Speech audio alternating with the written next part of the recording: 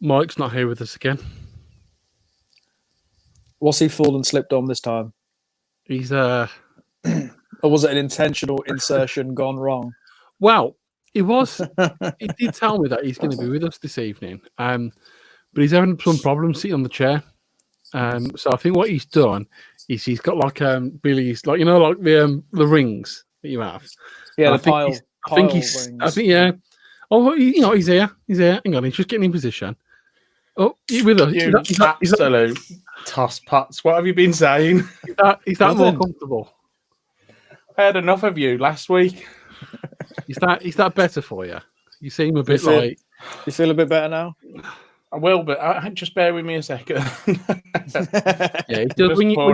When you first sit down, it does hurt, doesn't it? To be honest, but it's a good job that Billy had that little inflatable ring for you to sit on.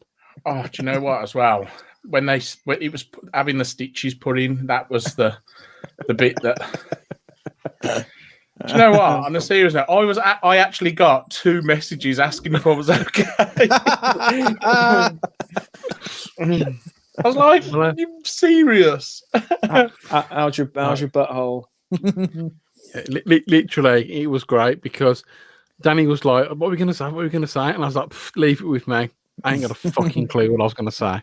I was literally, whatever comes out my mouth when we hit record, that's what we're going with. And yeah, people in the comments going like, "Is he okay? Is he what's happened? What's happened?" I just ignored everything. I was like, "Let's not answer any questions because we're going to give it away." But Mike, he's okay. He really appreciates that all of you have got in touch. And he did, in fact, his left leg fell down a rabbit hole, and as he went down, it just straight up. I'm not even going to argue with you this week, honestly. Squeaky butthole. I break up tomorrow, and I'm not joking you. It cannot come quick enough. It's relentless. And do you know what the worst thing ever? I'm talking to some. I'm just going to say certain colleagues at work, and they're going, well, we've got this downtime. We should be doing, and I'm going, downtime. I'm locked in my office for 15 hours a day, non-stop. And do you know what I think as well? Usually, and I think a lot of people can relate to this, either if they're working from home, but usually your day gets broken up, whether I'm going to site or you're going to different meetings. I didn't realise how much you need. Them 2 hours, 3 hours of travel where you can listen to podcasts, listen to the radio, bit of time to yourself, how important that is. It really breaks the day up, going around different sites, speaking to different people. But at the moment, I'm literally doing this every day, video conference, one after another. Oh, can I talk to you about this?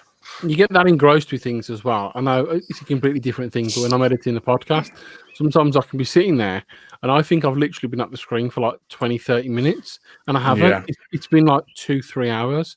And then you're thinking like, shit, like I had other stuff to do. And you just get like that tunnel vision and into it that you do need to take that time to step away from the screen. Yeah, you got to be really disciplined. We're trying to sort of like, I suppose, educate ourselves and our colleagues about, being mindful that just because we're at home, you don't have time to do anything else if you're on meetings all day. So just try and structure your meetings. Every hour you should have at least 10, 15 minutes away. And it's so hard. Can I just point out as well that we're not sponsored by HerpTech and we're not sponsored by Sports Direct either. And this is literally, it was either this or a 5-litre bucket. So I just wear this because I love Nicholas Hazard. But yeah, man, it's been a bit of a weird week. It's getting to the point now where this lockdown thing, it's fucking bullshit. boring. It's boring, it's man. Bullshit is what it and is. I've done all the things that I need to do. I'm still glassless, as you can see, and I'm bored now, and I want to go back to work. And for the first time ever, I think I actually want to go back to work. It's weird. Yeah, everyone's now going, oh, the lockdown's going to be lifted in the next week or so on Monday. It's not. Yeah. It's not happening. We've had sort of like some discussions on this, haven't we? And I've sort of like spoke a little bit in that video that I put out yesterday, just saying that we can't. People need to be prepared that yes, it's looking like they're just about to put some plans in place, but potentially these plans could take 6 months for us to get back into normal society, even 12 months. Yeah, we'll see. I think until we physically know what's happening, I think we just best just carry on as we are. Get what you can do. Use this time to kind of like benefit yourself, and and thank you, Chris. I am looking a little bit slimmer. It's because I'm in total isolation. I've been banned from all the local Asda's and Tesco's. That's because that's nothing to do with anything, but I think you was just stalking people outside. It's because KFC's shut is what it is. It's not though, is it? Let me in! KFC. Yeah. There's a queue round the block by me for KFC. KFC's open At Princess Alice, mate. Told you. Now you've done it. You watch him run off. Watch Hoss. He's lost two. It's took him, what is it, 7 weeks to lose 2 stone. He'll put it all on in a week. His heart rate's gone up so high, he's just lost another stone. Big shout out to Patrick Stevenson. Alabama. anyway. Alabama. We need to go through what I've been doing in the lockdown, right? Because no one Thanks cares. for joining us, Patrick. right, this is what happens when the world goes into crisis. Firstly, we do this. Oh, no. Yeah. No. And then No. Oh, I warned everybody, didn't I? Danny, what are we going to have to put up with now for the next 6 months? allotment after allotment after allotment post. Oh, look what I'm growing on my allotment. Oh, and then some really bad Attenborough. You know how He did one earlier. I've seen him. He's done a video of Naya earlier, and he's put an Attenborough impression on. it was okay. Basically, long story short, Mike, you're going to love this because you're just going to get loads of fruit and veg thrown at you. And in traditional fashion of how can I piss my parents off the most, which is our job entirely to do, I've ordered pumpkin seeds. When I say I've ordered pumpkin seeds, I've ordered competition pumpkin seeds. Oh, yes, they're mousy ones. The one, it says on the packet, but literally the size is guaranteed between 30 and 50, Danny, 30 and 50 kilo a pumpkin. What? That's bigger than Fletcher. That's ridiculous. Now, but what are you going to do with these pumpkins? Now, I'm thinking this is going to be a 3-foot pumpkin minimum. Yeah. But nobody eats pumpkins. It tastes like shit. I do. Do you know what, though? You say that, Danny. You could sort of like donate them to certain places. Do you know what I mean? They're literally good for Halloween. That's about it. Okay, firstly, Graham Patterson's obviously feeling really brave because he's done some certain. We can't go into details because we don't want to get involved, but he's been a bit brave. Now he's on me. So who the fuck is Brummy Wildling? I'm fucking Brummy Wildling, you northern twat. Right? Okay. Yeah, how he's described it there is perfect. Yeah, I am a tree-hugging pixie. I am a tree-hugging pixie, but just be grateful that we've got trees where we are. You know what I mean? You've ate them all. You've got the mother-in-law is approving your allotment, mate. Definitely. It's great. It's wicked. And Joe, evening. Evening. So we've got to repeat this. Guys, say happy birthday to Eva for tomorrow. Please, please, please. Eva, happy birthday. Happy birthday for tomorrow, please, please, please, Eva. See, these guys are crap. I was supposed to say happy. He was supposed to say birth. And that idiot down there says die. No, and that's how stupid you are. If we knew, who's the idiot? You'd have said happy, I'd have said birthday, and Danny would have said Eva. I don't give a shit. I tried to do something nice and you fucked it up. We like fucking everything up that you come up with, Huss. Yeah, it makes my day, and yeah. I need it at the minute. Don't we all? Yeah, I haven't been for a run for a few days. I don't think you've ever been for a run, personally. I have. I have. You can't call it a run, Hoss.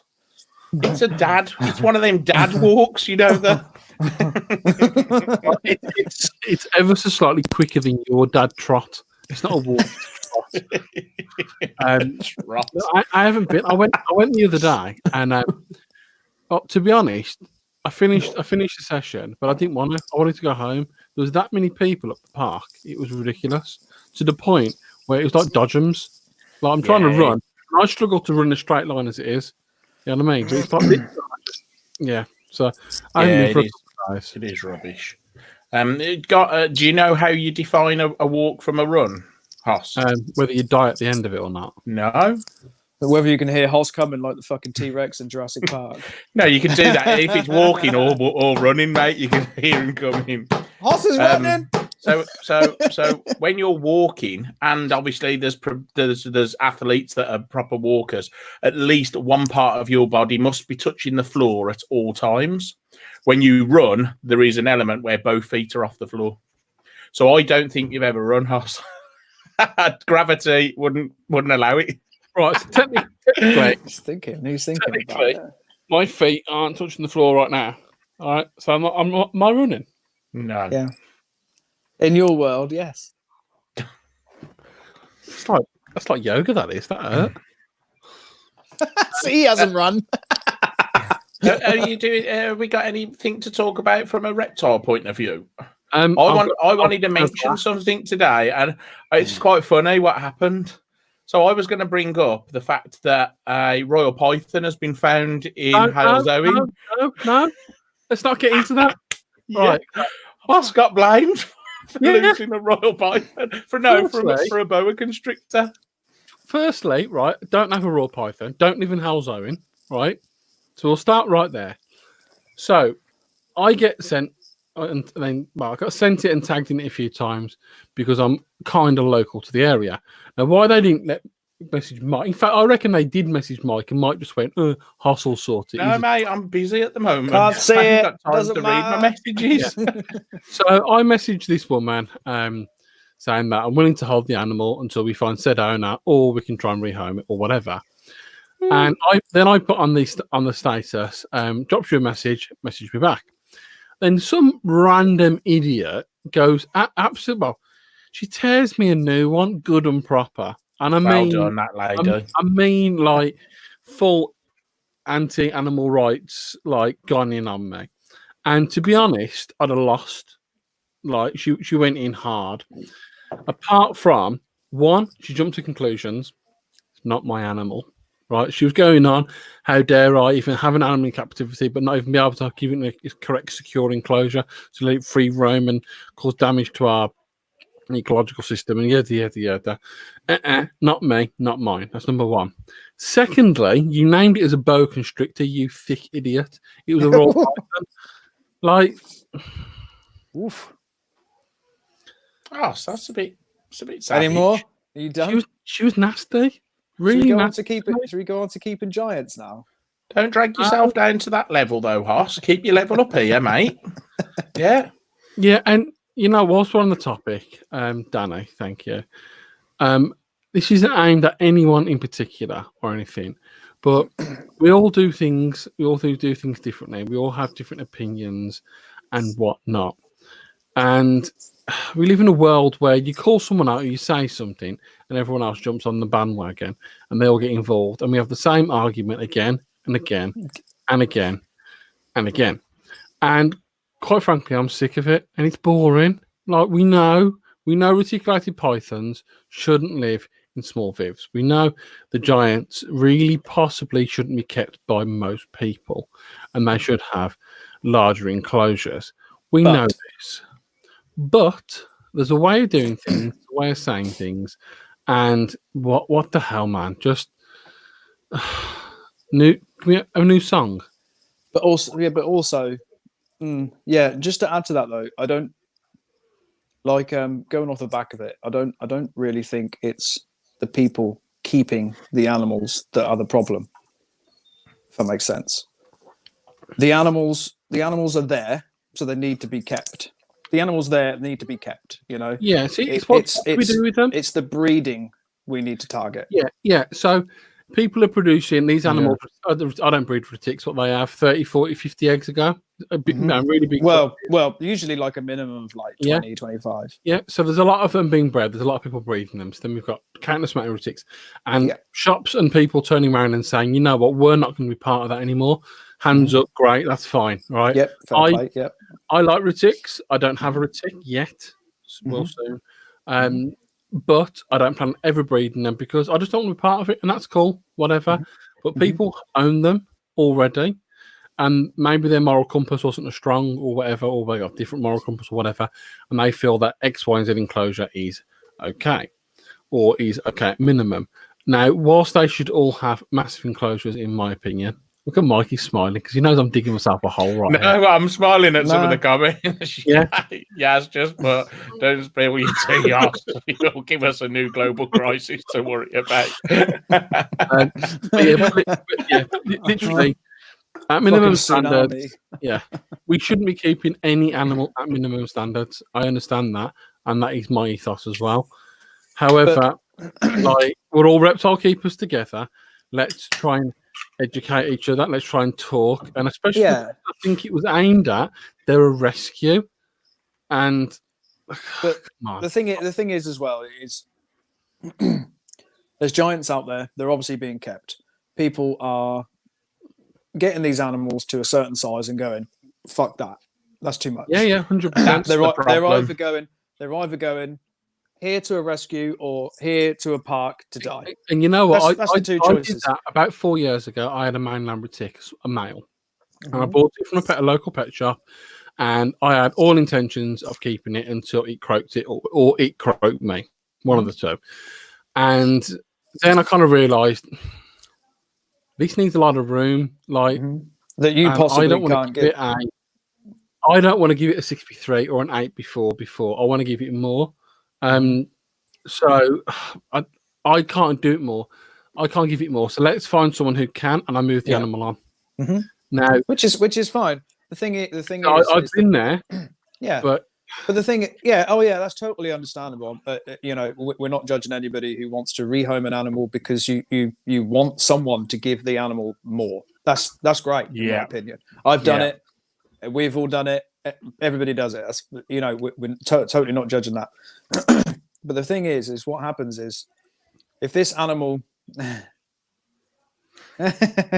if these animals are getting dumped into parks and stuff like that because people don't want to keep them, then someone has got to keep them. And in my opinion, keeping a 15-foot snake in a 6-foot tank is far better than seeing it dumped in a park in a fucking. And where do we go as well? So say, for instance, we've got this 15-foot snake in a 6-foot vivarium, which isn't ideal, right? No, at all, isn't ideal, and I'm not even condoning that. But compared to what else is happening to these animals, it's not bad. But what do we do with them? So do we keep them for 3 months and then say, right, okay, well, it hasn't been rehomed. This is now an animal welfare issue. We need to now put the animal to sleep. We need to euthanize it because it hasn't got a new home. Or is it okay to go, okay, well, it's better than it living in that park underneath that bench where Hoss sleeps with his tarp. So let's... That's for you, Mike. So let's just keep this massive python in a small enclosure. What do you do? Well, yeah. I mean, morally, I'd rather see people keeping them in small enclosures because at least they're safe, they're warm, they're fed, they're watered. You know, okay, they might be a little bit closed up, but you know, at least they're not suffering, you know, badly. That's my take on it. Of course, it's not ideal. None of it's ideal. We're not letting Mike talk. This is the first. No, my theory or idea is let's try and do, even if we have to start it. I don't care. Someone has to start it, but we need to try and do what they did with Beardies, the incubate 1 or incubate 2. Sorry, do you remember? So bearded dragons were getting way too fucking popular. There were too many in rescues, so they did the whole incubate 2 program, right? Which, as far as I'm aware, worked a little bit. You know, it had some impact. A lot of people were proud of the fact that they were only incubating 2, rather than a whole clutch of 10 to 15 bloody eggs, which nobody needs. If there's thousands of people breeding these animals, you don't have to incubate every single egg. I think if we could start like an initiative like that, then maybe calm the amount of giants in the hobby, then I think that would play, that'd be helpful. I think as well. So if you look at where majority of these animals are being sold, okay, a lot of them are private sales, but you've got things like the IHS Doncaster racecourse meetings. So perhaps something they could talk about where they limit the amount of retics on tables, or perhaps there's a price cap. So you need to stop it at source, in my opinion. You can't just Yeah. You can pick up a snake, which is going to get up to 18, 19, 20 foot at Doncaster for 50 quid. You know what I mean? That's scary. So that's what I was saying. My take on it's a little bit different. Breeders aren't being responsible. They're selling them to whoever without vetting them properly. Exactly. And not only that, but they're selling 30 of them rather than just 2. And to be fair, you can't blame some of the people that buy them. They haven't done the research properly. This is where responsible breeding and responsible breeders who ask the right questions and educate people, get them in and go, right then, I'm selling you this now. Come and handle this adult female, if you can't handle that, and have a look, because in a couple of years' time, this is what you're going to be dealing with. Let's educate people properly before they, sell them. This lovely and don't get me wrong, the retics, the looking wise, I think they're one of the best out there because they're stunning. I saw that. Yeah. I mean, whether it would really work or not is really up for debate. I mean, it is a big debate, but it could potentially work to a point, I think. Maybe there's not the DWA list, but maybe there should be another list slightly underneath that. I think you're absolutely right, Danny. So you got your normal animals like Japanese rat snakes, corn snakes, things like that in one list. They're right at the bottom. Nice and easy to keep, not too, they're never going to cause you any major troubles. And then, another list for like medium to large animals that could potentially cause a lot of damage. Iguanas should be on there, tegus, anything like that.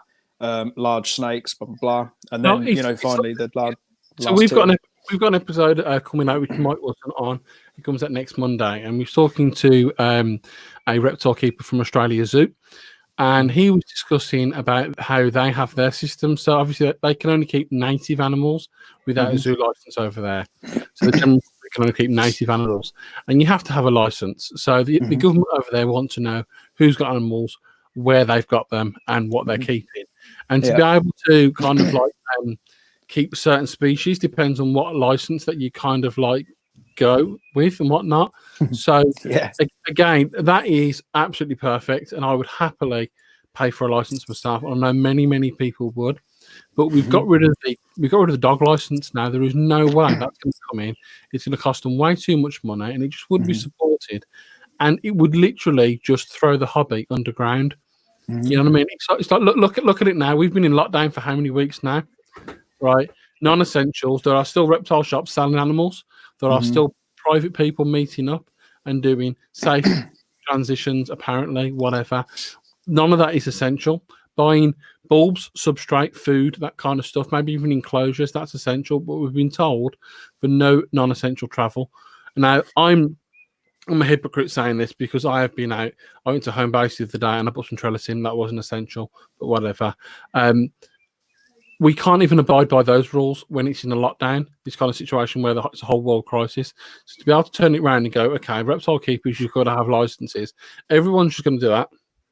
No one's I don't think licenses. And a couple of people have said it could push things underground. 100%. and where things won't be monitored. But I definitely think there should be a vetting process So to make sure that someone is serious. It's Yeah. too easy to impulse buy. Oh, I really want So- this. And you know what it's like. At that specific time, you have all the best interests. You are going to buy this animal. You are going to love it, cherish it, give it the best enclosure. A week later, you've changed your mind. Yeah, Not just in reptiles, I'm on about, or everything in life that we do that. Yeah. So something we could possibly look into. So if anyone's into airsoft, to be able to buy an airsoft rifle or gun or whatever from a shop, you have to have I think it's called a Akara license. Now this isn't a legal license or anything like that, but it's like basically there's like a federation that's been formed of all of these reptile and airsoft manufacturer shops, and those suppliers and that kind of thing. What they've done, David do one. I am not a slightly dangerous wild animal. He's a very dangerous He's one. a very dangerous animal.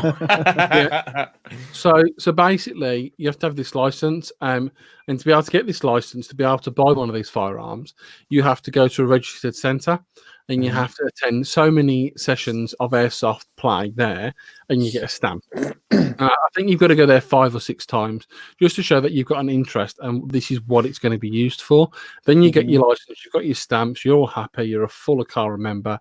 You go to your shop and you say, "I want to buy that," and they go, "Wicked," because you've shown that this is something you want to do, just not just on a whim.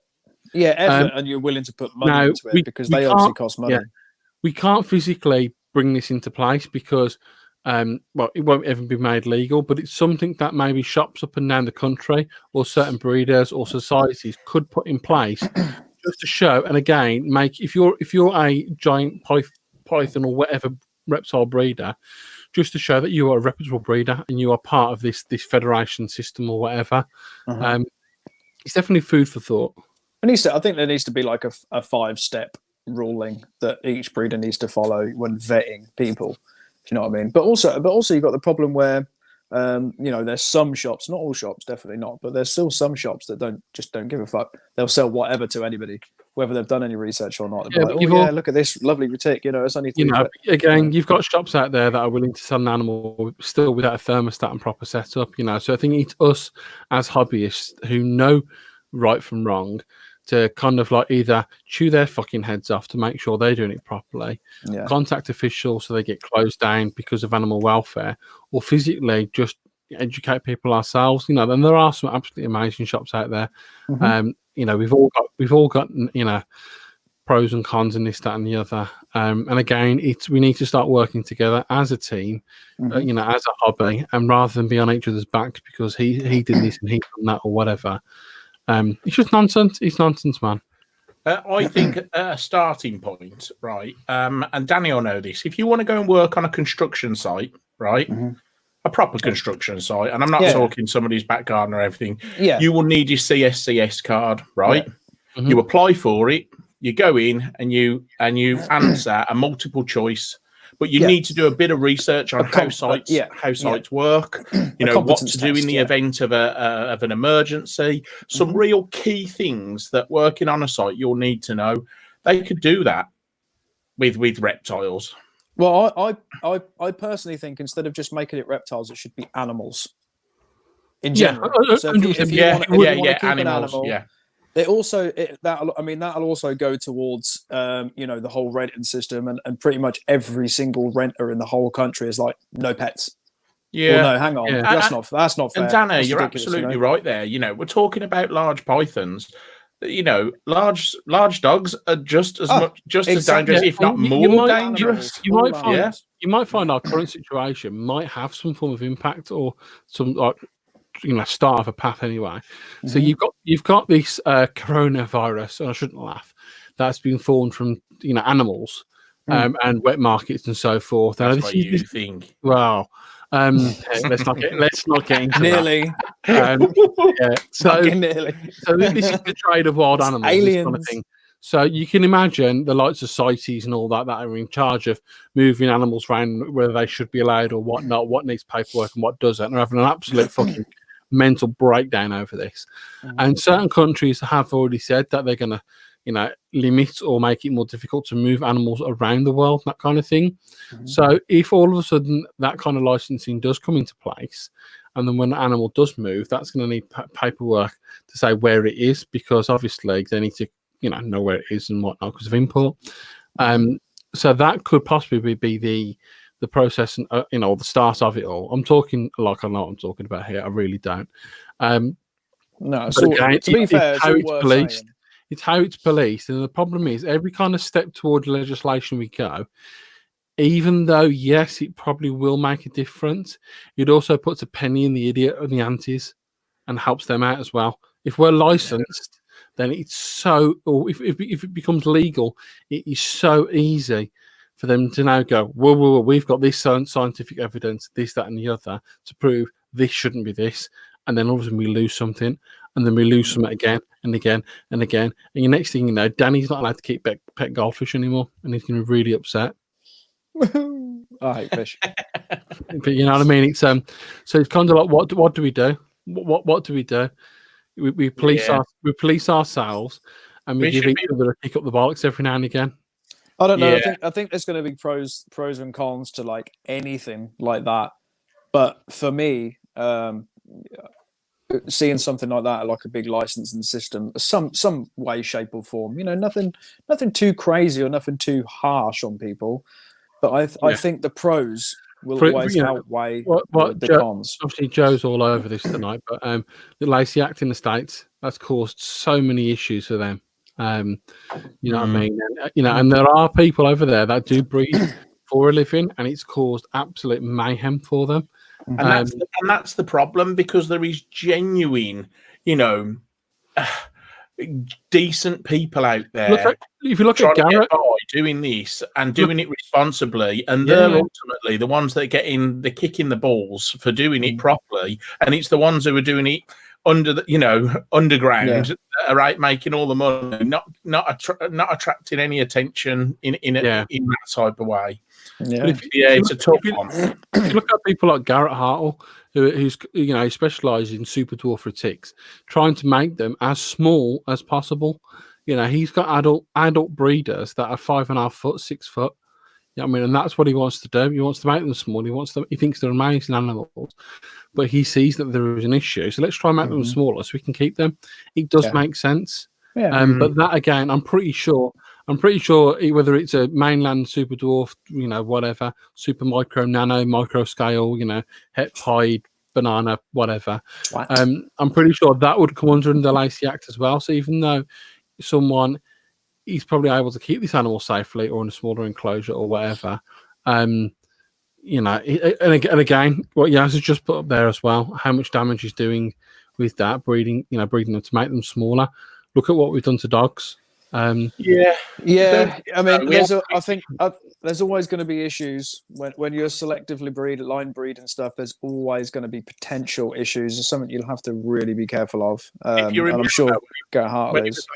When he was on the podcast, guys, he was talking about locality. Naturally, some localities are smaller, so he's just using those localities, and he does go into the ins and outs of how he's producing these. And I don't think it's going down sort of like really narrowing the gene pool. I just think he's using these certain localities to create smaller animals. But again, selective breeding with a big bunch of fucking morals is basically what it needs to be. Yeah, but it's a tough one when you go down that road, because ultimately, if we're just breeding captivity, and we all go on about sort of like carpet pythons, they're being bred, subspecies being crossed with this subspecies, but it does create a healthy gene pool, because if you line breed all the time, this certain locality, we've only got so many in captivity, and if we're not pulling any more out of what wild courts, eventually that gene pool is going to get smaller and smaller. Are not rough scale pythons, and someone will correct me with this, wasn't there like only 3 or something ever brought into captivity with rough scale pythons? So technically they're all related. It was a very small. You know what, as well? The problem is with that though is if you get 100 animals from wild, and you want to selectively line breed these animals just in the hobby, Mm-hmm. then, as Mike said, the gene pool is going to get smaller and smaller and smaller, which is fine, and it gets contained. That's fine. But trying to make anything different, right? After that, if you're like, okay, cool. So I've got these animals; they're a bit smaller. Now I want to make them a little bit darker. I want to change, get a certain pattern or something. Second, you want to start doing that, then you're going to have to start inbreeding, which is where it all goes Pete Tong. That's when bringing new animals and new bloodlines in is actually really beneficial for the hobby, because instead of getting animals that you're constantly inbreeding, which creates big problems. That's where all the problems lie.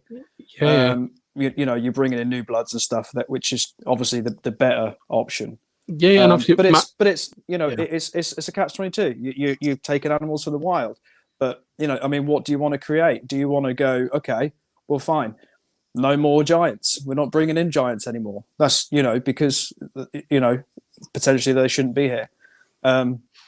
Or do we try and selectively breed them and just pull in what we need from the wild? To be honest, though, from taking giants from the wild, I don't think we actually I don't think we to be honest these days. Because again, it's like, and it's I can think of quite a few off the top of my head local people who have got into reptiles, and they've got literally boa constrictors, berms, and retics. You know what I mean? And the next one on the list is they want an anaconda, and it's the big ones, the big impressive ones. And you know what? I think we've all been that guy at one point. If that's what they enjoy and they keep them properly and they intend to keep them for a long period of time, and then that is absolutely fine. Yeah, 100%. I'm with you. But at the same time, I had a lot of boa constrictors, a heck of a lot of boa constrictors, and the majority of them were very young. They're, predominantly before I got rid of them, I said the oldest animal was probably about 3 or 4 years of age, and I started everything from neonate. Now, as they were getting bigger and bigger and bigger, I fell out of love with it, and I can be completely honest. And I didn't like to have to do it, but I sold it and moved everything on. Thinking about logically, what the hell would I have done with 30 odd boas that are adult? Where would I have put them? Yeah, but you can say that about any species. 100%. But I had all these, and I didn't think. So my mentality, what it is now, was different when it was then. Yeah, and halfway through that, it clicked, and it was just like, okay, shit, I can't deal with all these animals. You know what I mean? I'm not now. I'm still in the same bedroom, and I've got 4 enclosures. And even now, I'm thinking, I wish I could do those more. I wish I could give them more. And it's just weird how we kind of like our moral compass can change and whatnot as we are keeping. And that's the issue. That's why people like Joe, I have got, a silly amount of ticks and whatnot. And Chris Newman gets, God knows what in his centre and whatnot. It's the fact that people's mentality changes and he goes, shit, I can't keep this anymore. Or I've taken on too much. You know what I mean? And then it's kind of the hobby. And that's when the rescues end up with it all. Yeah. And that's when they all end up in the rescues. The rescues and stuff are doing a great job, and they are what they are. They're literally a holding pen is pretty much all they are.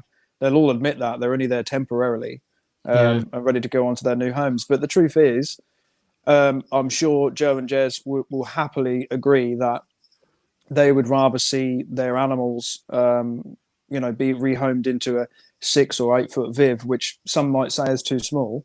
But they'd rather see that than the animals end up, put to sleep or end up on a fucking sidewalk somewhere. Yeah, or them carry on living in the fridge that they were abandoned in. Exactly. Yeah, I mean, here's what so we've spoke about like people owning them.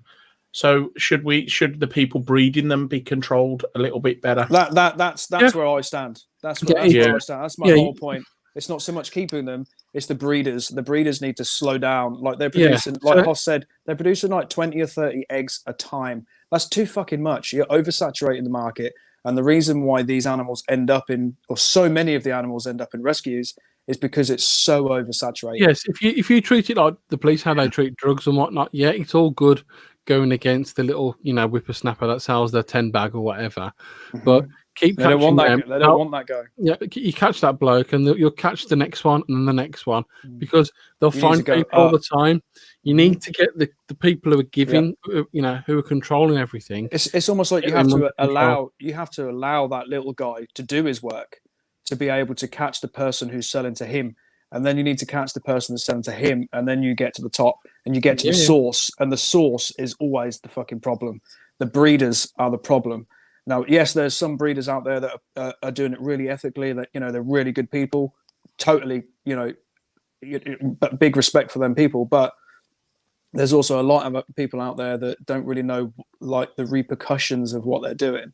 So, Yeah, you know, breeding these. They don't even know how to breed properly. They just think, I'm going to get this, like, straight into keeping, and they don't want to keep for having a pet or an animal that they love. They just go, oh, I want to get one of them and one of them, and then I want to breed. And I don't think that should be allowed. You know, I mean, I've only bred once. All my animals have been for pets. I bred them because I wanted to do it after lots of experience, to do it with the kids, so they understood the process and as an educational piece, you know. So what makes a dog pedigree? Is it basically, is that a legal certificate, or is it a club? It's the gene pool, isn't it? It's the gene. What is the pedigree certificate? You know, when you have the kennel club. The kennel club. It's the kennel club. So it's a recognised breed, but ultimately, what you're saying is, it's still. I've got a Rhodesian Ridgeback that is made up of Great Dane, a Greyhound, some hounds. So the kennel club basically are this authority that everyone has gone. We trust them to basically register these animals to say they are what they are, and people pay a ridiculous amount of money for them to go, this is this and that is that. Yeah, right. So. And I am not putting myself forward before anyone fucking says this. I think we could do it. I think if we had someone to go, or an organisation or a society or federation or whatever, to say, right, okay, we are well educated. We know what we're talking about. We know the difference between a raw python and a ball python, and we're going to put it straight.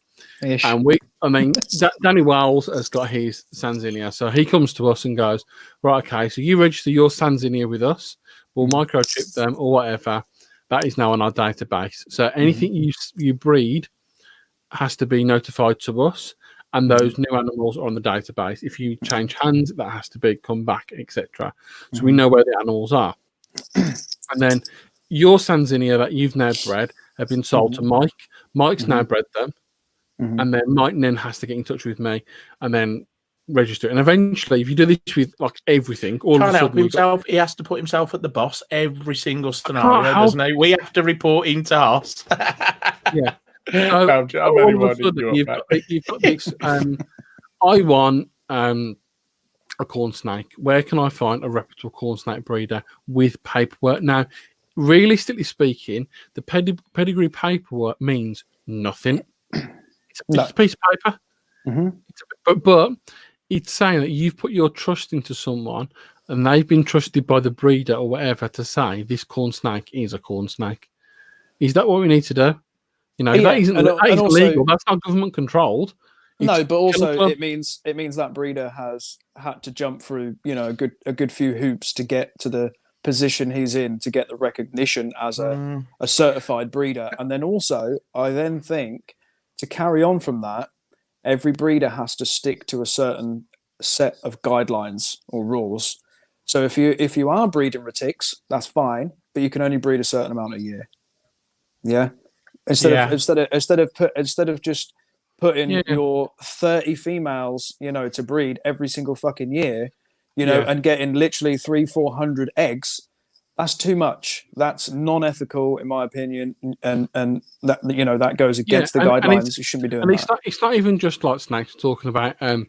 It's tortoises, like you know, it's loads of things. Again, Leos, all sorts. Manufacturers are selling these tortoise tables, and I think most people would agree with me. They're too small. They're too small for majority of the species, and you know, they're great when they're this big. Yeah, and you know, sulcatas, leopard tortoises, or you know, all these larger tortoises that are being sold by pet shops up and down the country as well. That you can't just put them in the garden. They're African species. They're going to die. It's not going to work. You know, there's so much to think about and whatnot. And again, it's there's no funding. Who's really got the time to sit down and sort all this out? You know, it's one of those, and it's past the parcel. Who's going to do it? Yeah. I haven't, like got, I say, I haven't got the time. You two guys do fuck all around here. I have to do everything. I ain't got the fucking time. Oh, You know what I mean? God. I'll do it. Give me something to do. I need something to do. I'll do it. I'll do it. Yeah, but are you going to carry on doing it after the lockdown's finished? Yeah, mainly. Do you know what? You can come up with all these fantastic ideas, but when you look at the grand scale of it, you think, shit, how do you monitor that? Because well, at the moment, it's way out of control, I think, anyway. Well, no, There's the that thing many is, people breeding just for the sake of breeding. Yeah. Well, the aim is to, if it was to go down the line of something like we've just spoke about, you know, the whole, kennel club thing, then the aim would be that people wouldn't want to go to people that weren't in the kennel club. Does that make sense? So if you were in the kennel club, you were highly respected, blah, blah, blah, blah. Those people would be the only ones getting the mentions, you know? They could be called chill bags. Like proper, I'm part of the chill bags association. Tough. Right, firstly, right, as if we do this, right, and this is obviously we're not gonna do this, but if we do this, Mr. Chocolate Mustache is banned. Yeah, he's back. Yeah, straight He's away. not allowed to buy or breed anything. No.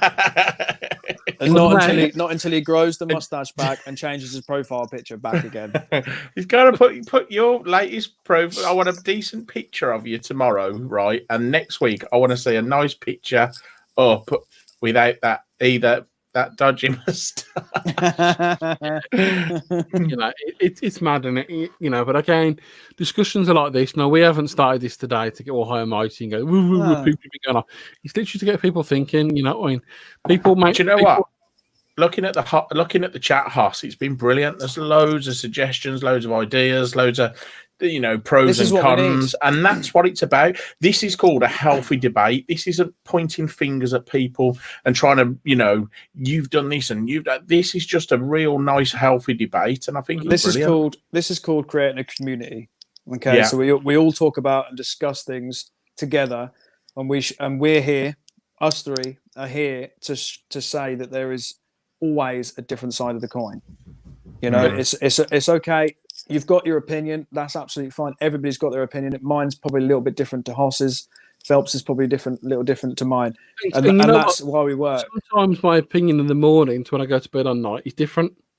Yeah. You know what I mean? The wind changes direction. And even shit, I haven't had pizza for 2 weeks. It's different again. Yeah. Do you know what, though? A lot of people's change, and it's because of education.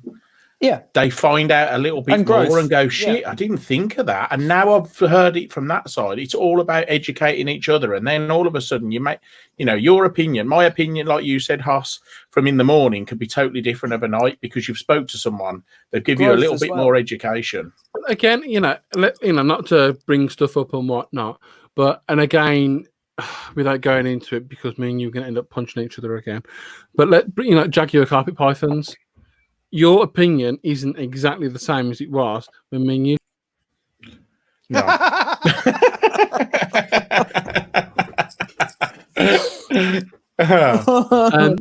You know what I mean? So there's a lot more about it now. You dare take me off, I will boot you into oblivion. No, it's the same. But it's also growth, like maturing as well. People like one day you think nothing of buying 50 animals, but then the next day you'd be like, that's a silly move, I'll tell you a silly move. Hoss come round mine once. I was on holiday and thought he'd change all the temperatures on my tanks. I'd had them for 10 years. I know what temperature they should be. He pops round for one day. Like literally, he was keeping them like ice cubes, and I was like, "The fuck, man! It's not a Magnum. That's a carpet python." Please have a fight. Come back from holiday, they're all glued to the glass, like, calm me down. but again, that was a communication issue. When I've kept carpets, so I've kept them a little bit warmer, and I got in there and I was just like, okay, shit, this is cold. I didn't ramp them all the way up to what I normally would. I increased it a little bit and then spoke to Mike, and Mike was like, no, they're always like that. So I brought them back down again. And this comes down to growth. One day they will be open-minded to take it on board. They might not be straight away, but if you keep saying it and giving reasons to believe it, then eventually they will take it on board. Definitely. I think that's, you know. Just before we go back to topic, I just want to say to Stephen, thank you for joining us today and liking our page, and obviously for listening as well. We do have a community group, so if you go onto Facebook and type in Reptile and Chill Community Group, click join. And get involved, man, because this is what it's all about. You know, we all keep reptiles, we all keep differently.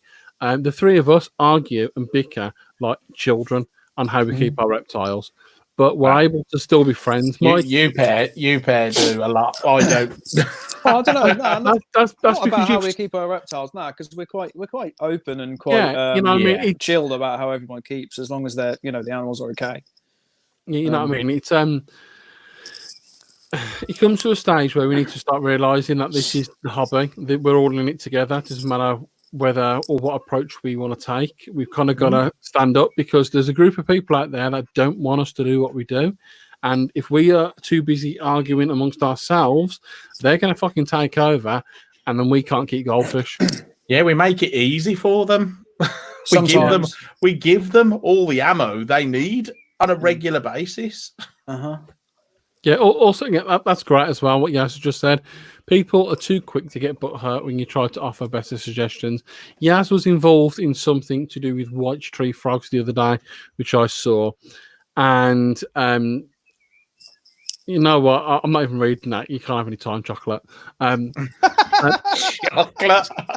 So, basically, from what I can remember, this setup was abysmal for these white tree frogs. I can see they tried to make it look nice, but it just wasn't. Yeah, it wasn't suitable. And Yaz kind of tried to say, "Okay, this is what I need. What I think you should do." Yeah. And I didn't actually see the woman respond. There was this other person who bred white frogs or whatever, then just kind of like overpowered Yaz and told Yaz, "Blah blah blah blah, you're doing it wrong. I breed this and this, that, and the other." Great, wicked. You've achieved whatever. That's fine. What you do is great, but what Yaz does might also be great as well. So what you need to do is, rather than bicker or fight over who's more intelligent or whatever, is talk and go, "Well, yours is working, and mine's working. Where are we crossing paths? Am I doing things that I don't need to be doing? You know what I mean? Like that aren't making any difference whatsoever." Yeah, perhaps there's like 10 things that are working in this person's tanks, and 10 things that are working in, and probably maybe you could combine them. Again, what I love about having the internet as well, and Brandon, no, go away, Matt. Stop. What's it saying? Brandon Wheeler. I'm gonna write for any of this. Hey, Brandon. Brandon says, "Hey, fellas." He's American. What did Matt say? I don't know. I'll click back on a second. The Americans and the English and the Germans and the French and the Australians have all got different technology and different ways of keeping reptiles and different approaches and this, that, and the other, because we're all in different countries and we don't talk, and it's all kind of like around. Yet we're all breeding, keeping, and this, that, and the other. So we need to listen to each other and just get on with it. Matty's right. What you clicked on, Matty's right. Breeding does not equal amazing care. Some animals breed for survival. It's a natural thing, right? To breed, that we all have them. Even humans. Natural survival of the species doesn't mean that we are living in a perfect house in a perfect world with plenty of food. We will still breed. Let's just look at us, because it's easy to relate to. People are starving, right? In some third world countries, haven't got enough money to feed their families. They are still breeding. If you look at the statistics, technically, though, in those places, the birth rate is higher, much higher than in richer, places. But again, look at the three of us. The two of us. There's two of us on this screen that are obese, medically obese. Yeah, we've both got kids. We're both reasonably healthy. Danny's not obese. And you know what I mean? And it's just like we bred, we're okay. It don't mean we're any good. You know what I mean? Like it's Hey, have you seen my offspring? Right, I am good. No, I just think your wife's genetics was a little bit stronger than yours, It or the milkman's. certainly was in Billy. I think we've all done well genetically when you look at our children. God help them. Poor Right. fuckers. On about children, I took Naya to Perry Hall Park today, up Scott Arms Way. And we're walking around there, and there's about 400 Canadian geese. That's no exaggeration. There was all of the Canadian geese, and they're lippy fuckers. They are. So them and beavers, they're on the same page. Don't like them. They poo everywhere as well, don't they? I got attacked when I was little. I was feeding them, and one pecked my nose and made it bleed. True story. Oh, there's a bit of a common theme here. Animals all don't animals like want to bite you. So anyway, so I'm then like, you know, we're feeding these geese, and Nice throwing corn everywhere, and she's loving life, and it's all fantastic. We don't feed bread because we're good people. And then they all start walking towards her, like really ganging up, and I'm thinking, like, shit, like, I don't like these geese. I'm not happy about this, and I'm a dad, and I'm going to have to protect her. So I've gone to pick her up, and she's ran forward and just gone at them. I was just like, that's my girl. Bless her. But yeah, and then obviously the Canadian geese just done one. Just nothing. So basically, she saved my life. That is definitely a minute and a half of my life I'm never getting back. Bless I don't like his attitude. That's all three of us have been kicked off tonight. Yeah, proper. It's just not good enough, is it? Like, Danny, you can come back if you behave. No, And Mike, never. it's almost your bedtime, but you can stay for 5 more minutes, okay? Danny, he won't kick me off for too long, and I'll show you why. Watch what happens when he kicks me off. Kick me off, Hoss. It's perfectly fine because I can keep talking, and then he's going to kick me off in a second. But then, is he going to do it? No, I was saying Hoss's OCD. Your screen is smaller than Hoss's, and I'm surprised he didn't pick up on that. Actually, yeah. I was too busy looking backstage to see what you were doing and whatnot. But yeah, back to topic. No, we're reptile keepers. Like, let's be reptile keepers together. Let's stop arguing and bitching. And this is why we created our community, so we can stop that. And again, I'm not going to name and shame because you're an idiot and you should have put it in the community group and you shouldn't have been embarrassed or whatever. But someone messaged me the other day with just a normal question, and it was about basically his snake was shedding, but it stopped at the head, it come off, and it hadn't carried on. And he didn't know what to do, and he panicked. It's just like, there's nothing wrong with that. You know, there's many different things we can do, or just leave it and it'll probably sort itself out. And he was like, "Oh, I don't want to put it in the community because people might take the piss or, you know, gang up on me." No, not on ours. No way. Post it up, and if they do have a go, then one, they ain't, and secondly, if they are allowed to have a go, that's because you are an idiot. Yeah, you know what I mean? You've given them a reason. but yeah, Jesus, like I post on there on a daily basis, and no one has a go at me, so you're safe. You know what I mean? Yeah. Also, you know, a note to that person. I don't know who it was, but I mean, one bad shed, it's not a big deal. It's not going to particularly like harm the animal. Get it in a tub, nice, warm, moist towel or something. Leave it in a couple of hours. It's not a big deal. I advised him to do the pillowcase trick, and it didn't work. Yeah. And then he was like, "Oh, what do we do now?" And I was just like, "Man, just leave it." You know, the extra moisture from the damp pillowcase probably helped a little bit. Might have not have. Just leave it. It'll sort itself out, mate. If it's still like that in a week's time, then let's see what else we can do. But no, it's no drama. Can I just say as well, for every one person that actually asked that question, there's probably 10 or 15 that would have wanted to ask that question, and they'll get educated at the same time because, they would be worried about putting it on there. And as soon as you put it on there, you'll be surprised. All of a sudden, people start going, "Oh, I was going to ask that as well, and I needed to know that." Honestly, there's no stupid question.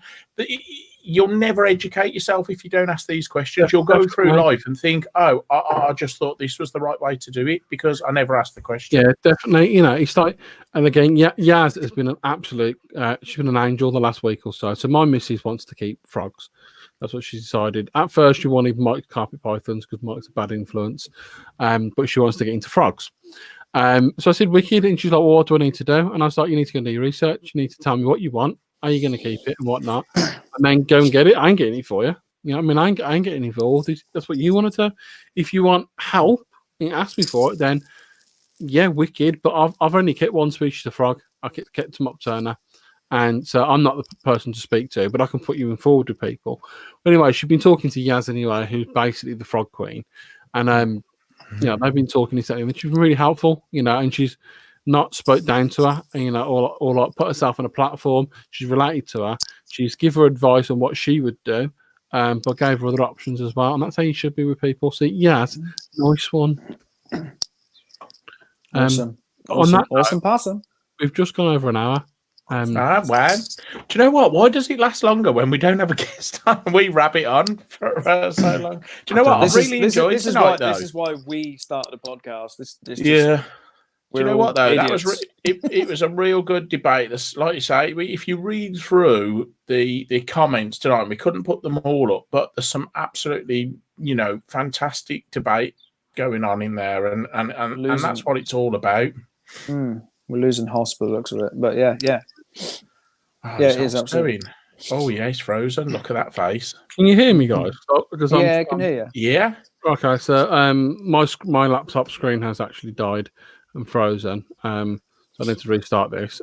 Hoss, it's a real shame you can't see how you look and where you're frozen.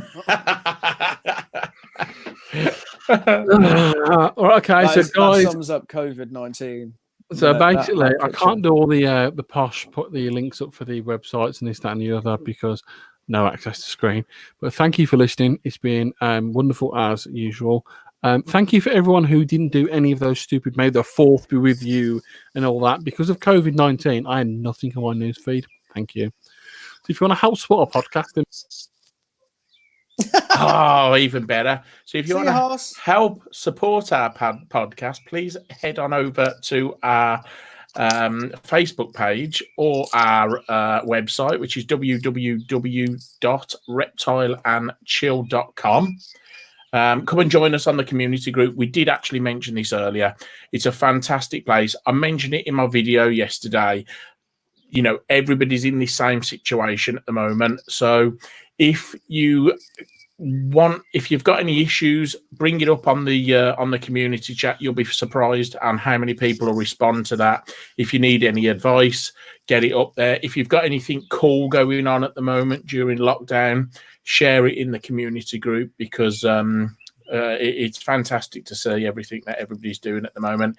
If you want to do any stupid memes about Hoss, we fully will support you. Send them all to us, to me and Phelps, not to the page. Send them all to us. Right then, Danny. Yeah. Anything you want to add to the mix? No, I think that was nice. Now, haven't we? Yeah. I think we're late. We are late. It's going to be wondering where we are. And it's going to be a really, really cool podcast. So yeah. Get on listening, guys. Okay, then, right, on that note, we will love you and see you next week. Bye-bye. Peace, guys.